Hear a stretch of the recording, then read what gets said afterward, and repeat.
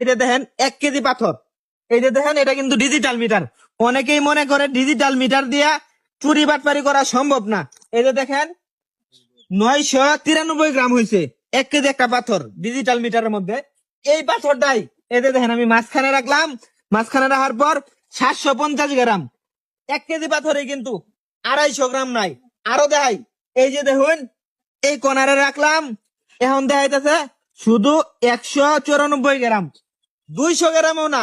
এটা কেমনে সম্ভব? আপনারা রে পুরা ভিডিওটা দেখবেন, আমি এখানে বিস্তারিত বুঝাই দেন। এই যে এই বাটপারে কিন্তু এই বাটপারিটা করে। আমি আজকে এই যে দেখুন এখানে 3 কেজি ছিল, আমি 3 কেজি মাল নিয়ে আসছি, সে আমারে বলে 1.5 কেজি।